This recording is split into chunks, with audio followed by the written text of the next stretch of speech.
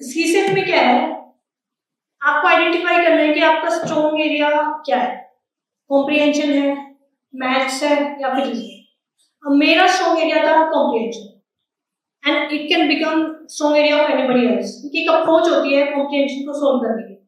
अगर आपने वो अप्रोच सीख ली कि कैसे क्वेश्चन पूछा जाता है, कैसे क्वेश्चंस को पढ़ना है, क्या स्टेटमेंट तो आंसर हो ही नहीं सकती, आंसर मतलब कोई स्टेटमेंट आंसर हो ही नहीं सकती कॉम्प्रिहेंशन का, चाहे आपने क्वेश्चन उस पैराग्राफ को पढ़ा है या नहीं पढ़ा है। अगर आपने वो चीजें सीख ली तो कॉम्प्रिहेंशन में स्कोर करना इज वेरी इजी। 27 से 28 क्वेश्चन आते हैं तो 45 से 50 मार्क्स आप कॉम्प्रिहेंशन में ही ले आओ।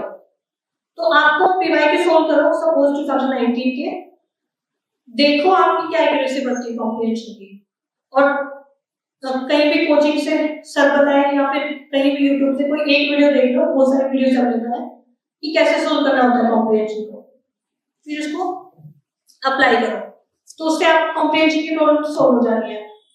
रही बात मैथ्स और रीजनिंग, अब इसमें क्या करना है, बेस्ड ऑन पीवाई फ्रेंड्स कुछ चैप्टर्स अब बहुत इंपॉर्टेंट हो जाते हैं, ठीक है, क्योंकि दो चीजें का आपको इंटरसेक्शन करना होगा।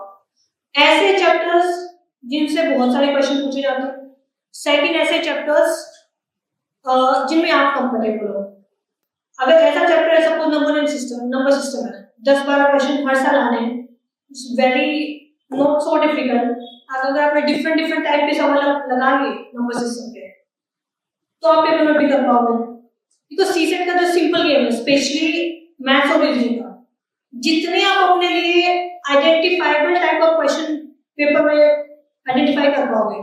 सपोज एक टाइप ऑफ क्वेश्चन दे दिया नंबर सिस्टम में कि how many number of zero are there इस इसमें, सिमिलर टाइप ऑफ क्वेश्चन अगर आपने पहले प्रैक्टिस कर रखा है, पेपर में वो दिख गया, तो chances to solve it increase हो जाते हैं। तो आपको ये पर्पस होना चाहिए कि मैं जितने ज्यादा ऐसे question same type of question paper में जाने से पहले सोल्व कर पाऊं उतना ही अच्छा है।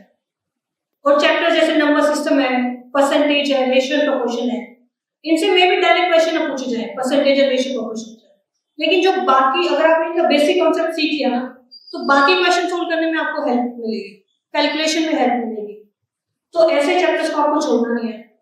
रही बात जैसे कुछ चैप्टर्स परम्यूटेशन एंड कॉम्बिनेशन, मेरे को बिल्कुल पसंद नहीं है, इनके लिए आपको क्या करना है, और क्वेश्चन भी इतने नहीं आते हैं, इनके लिए आपको क्या करना है, छोड़ना तो ये भी नहीं है, बेसिक सीख लो, ये फॉर्मूला होते हैं, ऐसे अप्लाई होता है।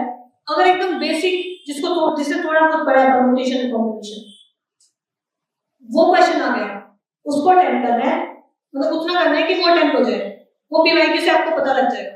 अगर कॉम्प्लिकेटेड बहुत बड़ी स्टेटमेंट वाला क्वेश्चन आ जाए परम्यूटेशन कॉम्बिनेशन, उसको देखना भी है, छोड़ देना, आखिर में 60-70 मार्क्स चाहिए ना, तो आपको ये पता होना चाहिए सीसेट में सबसे इंपॉर्टेंट है कि किनको छोड़ना है किनको करना है। उसके लिए एक स्ट्रेटजी है पेपर को अटेम्प्ट करने की। जो पहली 5 मिनट होती है सीसेट में, सपोज 120 मिनट का 2 घंटे का है, पहले 5 मिनट डिवोट करो कौन से क्वेश्चन आप अटेम्प्ट करोगे उनको आइडेंटिफाई करने के लिए। सपोज मेरा स्ट्रॉन्ग एरिया है नंबर सिस्टम, क्लॉक, कैलेंडर या फिर बाकी जो चैप्टर्स है percentage, ratio proportion and comprehension, तो 27 के 27 क्वेश्चन तो मैं अटेम्प्ट करूंगी कॉम्प्रिहेंशन के। बाकी मेरा टारगेट होता था मेरे 50 क्वेश्चन अटेम्प्ट करके आने हैं सीसेट में, 80 में से 45 to 50 इतना मैं करूंगी, मेरा टारगेट है। जो बाकी 25 क्वेश्चन रहे, 20-25 क्वेश्चन रहे, उसके लिए मैं क्या करूंगी, सपोज 1 to 80 क्वेश्चन है, पहले 5 मिनट में आपको 80 क्वेश्चन में फटाफट गो थ्रू करना है। कॉम्प्रिहेंशन तो ऑब्वियसली बात है पढ़ने नहीं, सपोज पहला क्वेश्चन कॉम्प्रिहेंशन का है, 1 मार्क की है साइड में, सेकंड क्वेश्चन मैथ्स का है, ठीक है, मैथ्स में अगर वो नंबर सिस्टम है तो 2 मार्क कर दूंगी उसके आगे, अगर वो परम्यूटेशन कॉम्बिनेशन है छोड़ दूंगी। थर्ड क्वेश्चन अगर सपोज परसेंटेज का है तो मैं वहां 2 मार्क दूंगी थर्ड क्वेश्चन के आगे। ऐसे ही 1 to 80 तक मैं जाऊंगी, फटाफट क्वेश्चन को ऊपर, आपने इतनी प्रैक्टिस कर रखी होगी कि आप ऊपर से देख के पता लगा लोगे कि डुएबल है या नहीं डुएबल है। ऐसे करके मैं 1 to 80 क्वेश्चन गई, मैंने 50 क्वेश्चन अपने लिए आइडेंटिफाई कर लिए। उसके बाद मैं जो बाकी 175 मिनट्स बची मैं सिर्फ वही क्वेश्चन करूंगी, नए क्वेश्चन को मैं टच नहीं करूंगी। उससे क्या होगा, हम क्या करते हैं शुरू से 1 क्वेश्चन अटेम्प्ट करना स्टार्ट करते हैं शुरू से, ठीक है। Second question suppose permutation combination था, मैंने उसको छेड़ दिया, मैं सोल्व करने लगी। टेक्निकली 2 मिनट देनी चाहिए थी, मैंने 3 मिनट लगा दी, 4 मिनट लगा दी, तो मेरा टाइम वेस्ट हो रहा है, दिमाग भी खराब हो गया, मेरे से सोल्व नहीं हो रहे। लास्ट थर्ड चीज, आप लास्ट तक पूछ भी नहीं पाओगे। तो वो लास्ट के 20 क्वेश्चन में से 10 क्वेश्चन इजी थे, 61 से 61 to 80। घर आके देखोगे यार ये तो मैंने देखा ही नहीं, मैं सोल्व कर देती। वो नहीं करना है, उससे पेपर क्लियर नहीं होगा।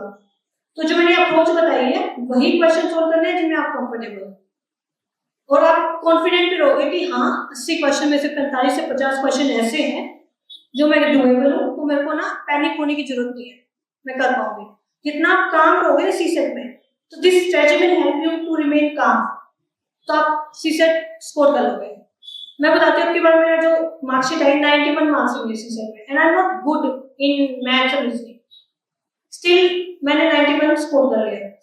यही स्ट्रेटजी फॉलो करके मैंने सॉल्व किया। तो आप अपने हिसाब से इसको कस्टमाइज कर सकते हो, और basic structure will remain the same.